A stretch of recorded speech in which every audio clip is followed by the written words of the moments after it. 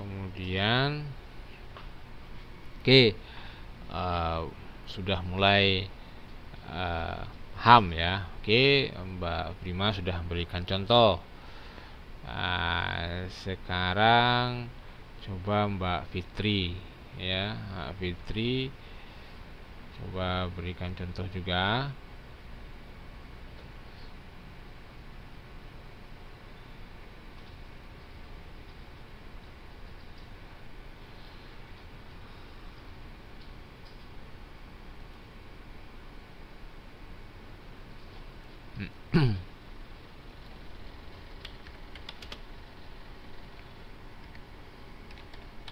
Ini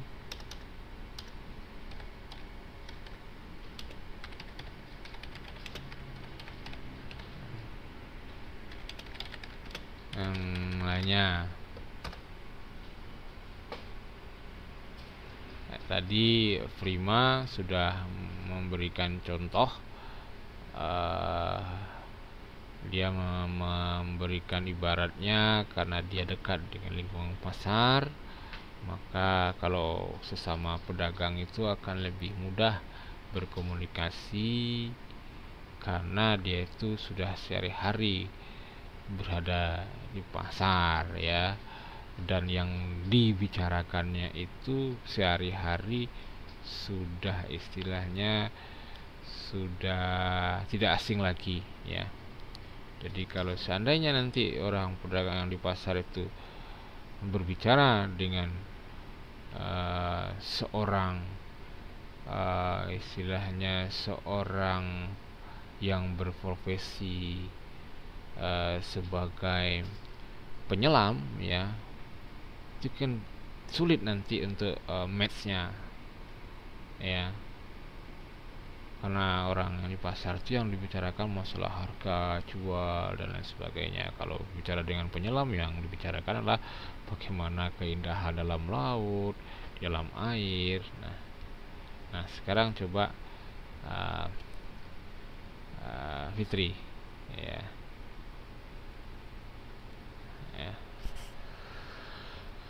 Oke, karena Fitri masih proses ya, mungkin proses loading ya, atau proses mikir ya. Kita lanjutkan aja dengan slide berikutnya. Nah, di sini akan lebih mudah lagi kita pahami ya. Di sini Anda lihat bahwa sesi hubungan sosial dan hubungan dalam praktek komunikasi sering tidak berjalan dengan baik ya, karena adanya gangguan noise. Anda bisa rasakan sendiri ya dalam kehidupan Anda sehari-hari. Tidak selamanya, tidak selalu bahwa komunikasi kita itu berjalan dengan baik ya. Nah, ada gangguan atau noise ya. Nah, noise itu ada dua ya, ada faktor fisik dan faktor psikologis ya, faktor fisik dan faktor psikologis ya. Faktor fisik seperti suara gaduh, bising, udara yang panas ya, itu juga bisa mengganggu proses komunikasi kita.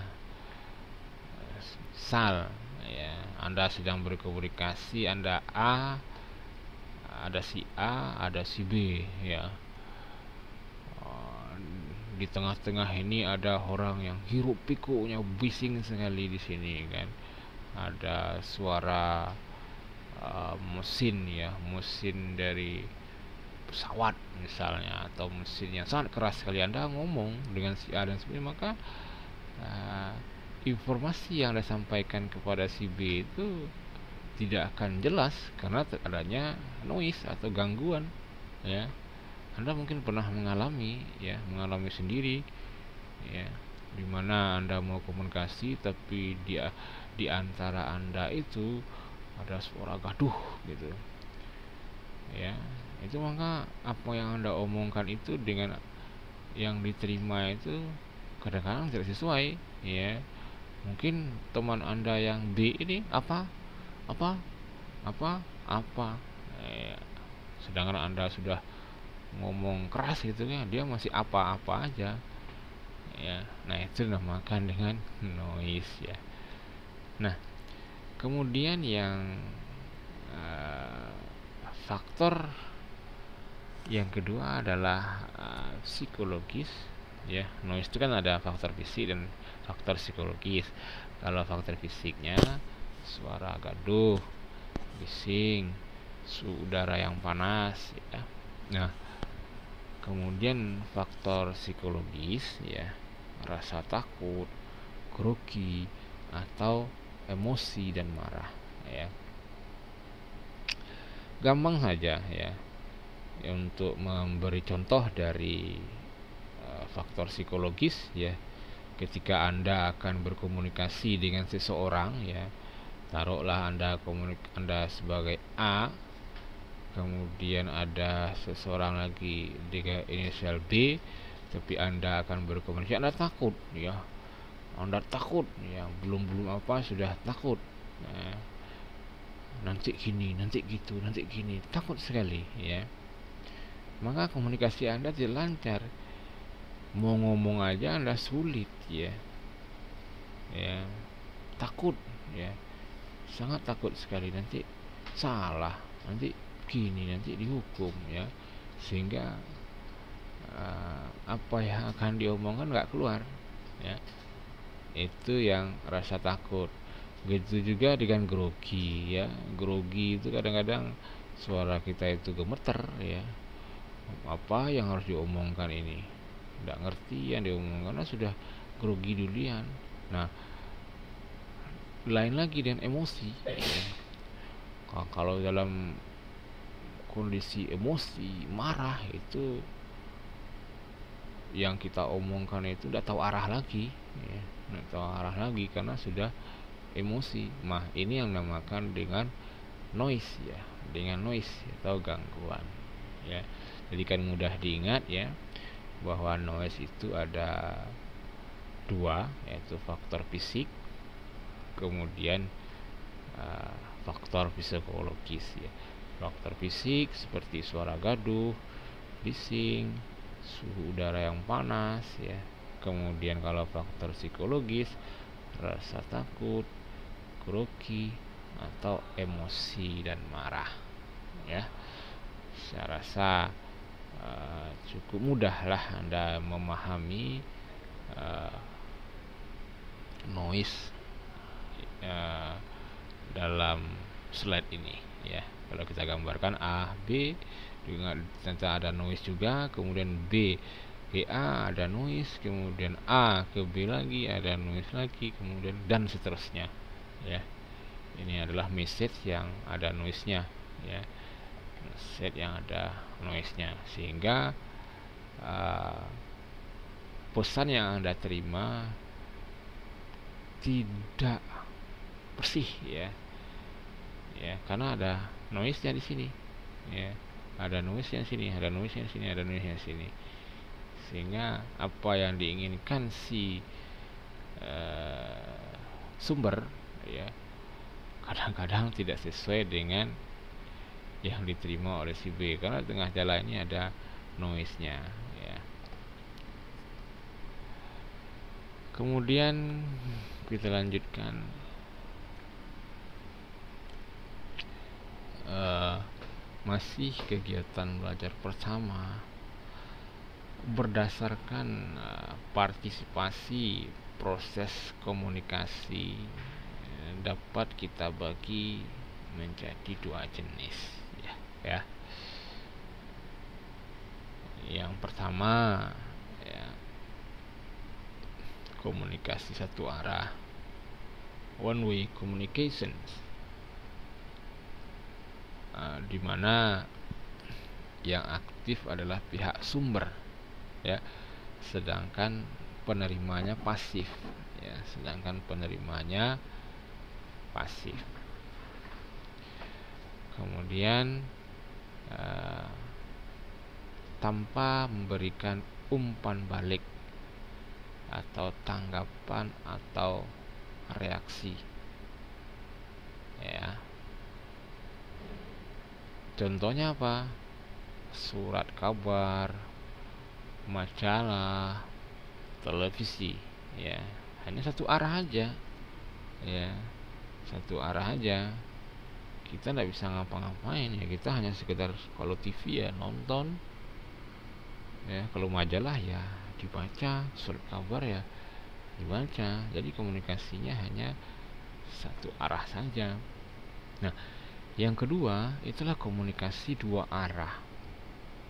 Nah, masing-masing terlibat aktif, baik si pembicara maupun si pendengarnya, baik istilahnya si sumber source ataupun si receiver atau penerimanya.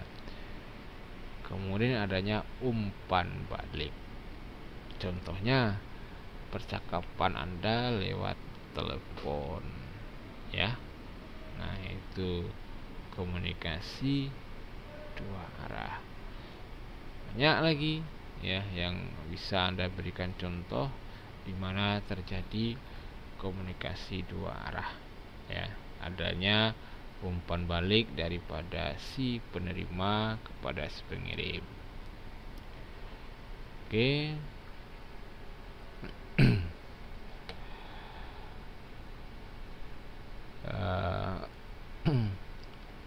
Kemudian kita lanjutkan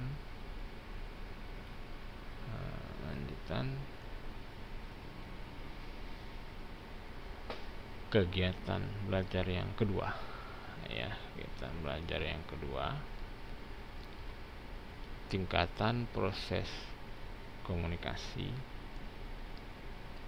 ya. Menurut Dennis McQuail pada tahun 1987, secara umum kegiatan proses komunikasi dalam masyarakat dapat berlangsung dalam 6 tingkatan ya. Ada 6 tingkatan, ingat ya, ada 6 tingkatan. Pertama, komunikasi intrapribadi ya, intrapersonal communication, yakni proses komunikasi yang terjadi dalam diri seseorang berupa proses pengolahan informasi melalui panca indera dan sistem saraf. Misalnya ketika seseorang merenung ya, mengingat-ingat sesuatu, menulis surat dan menggambar ya. Nah, ketika Anda merenung kan Anda akan berkomunikasi dengan diri Anda sendiri ya. Misalnya Anda merenung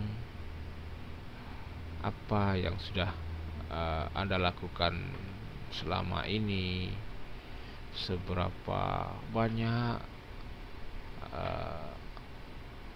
kebaikan yang sudah Anda lakukan, kemudian seberapa banyak dosa yang sudah lakukan ya. Nah, kalau kita benar-benar melaksanakan komunikasi intrapribadi ini, mungkin ya ketika Anda melakukan perenungan, Anda mungkin akan bisa menangis ya, dan minta ampun ya, minta ampun kepada Tuhan yang Maha Esa ya. Itu kalau Anda melakukan perenungan ya, Anda berkomunikasi dengan diri Anda sendiri ya, Anda sendiri yang tahu ya. Begitu juga ketika Anda menulis surat gitu kan, Anda menulis surat kan, Anda berkomunikasi dengan diri Anda sendiri, apa yang harus saya tulis ini ya, yang timbul dari hati Anda curahkan dalam bentuk tulisan. Anda komunikasi dengan diri Anda sendiri, ya. Nah, coba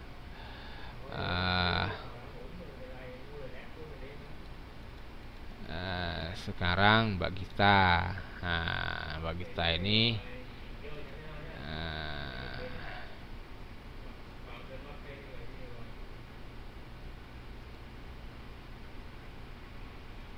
berikan contoh, ya, berikan contoh tentang komunikasi intrapribadi, ya, atau komunikasi yang terjadi dalam diri seseorang, ya. Coba Mbak Gita bisa dengar suara saya. Bisa ya? Oh ya, bisa. Ya, bisa dengar dengan baik, ya. Nah, coba Mbak Gita, tadi kan sudah saya berikan contoh untuk komunikasi intra pribadi, ya. Nah, sekarang coba Mbak Gita berikan saya contoh yang lainnya yang termasuk komunikasi yang terjadi dalam diri seseorang. Oke, silakan Mbak Gita.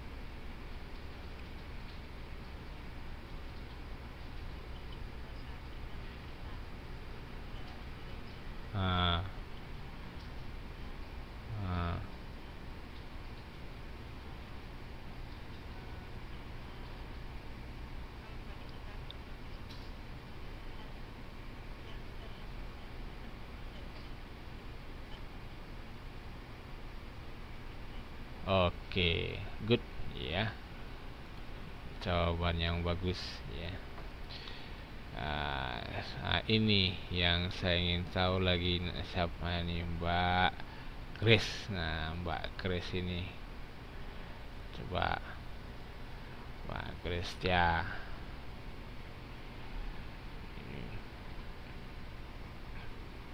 Bisa ini,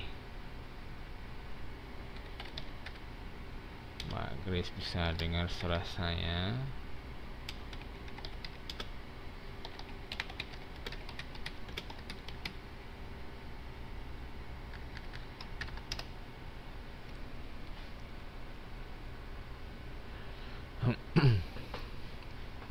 Apa bisa dengar suara saya, Mbak Grace?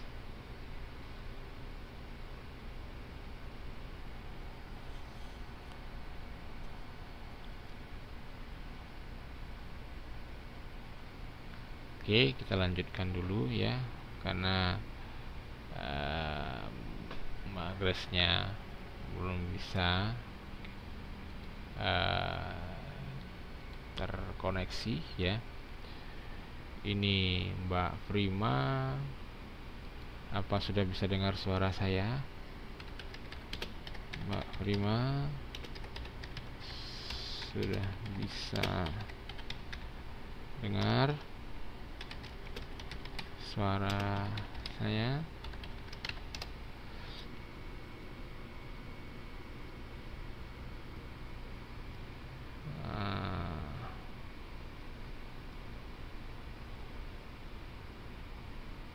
Oke.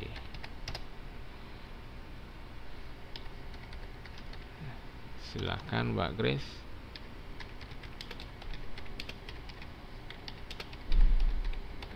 Tulis saja yang singkat dan tepat, ya.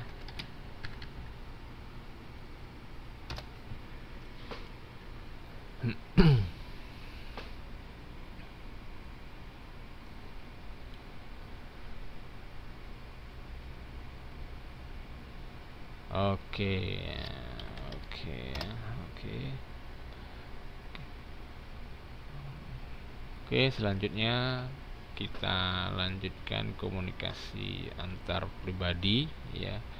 komunikasi antar pribadi tadi kan intra, sekarang antar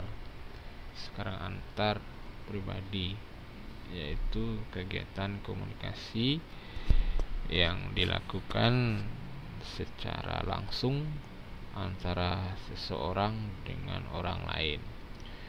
Misalnya percakapan tatap muka di antara dua orang. Nah, corak komunikasi ini bersifat pribadi lagi, ya. Dikatakan di sini bahwa corak komunikasinya bersifat pribadi, ya. Kalau itulah komunikasi antar pribadi, ya. Saya rasa ini sangat mudah Anda memahami dua ini, baik komunikasi intra pribadi dan komunikasi antar pribadi, ya. Kalau komunikasi antar pribadi jelas, ya, kita berkomunikasi secara langsung antara seseorang dengan yang lainnya, dan coraknya pun bersifat pribadi.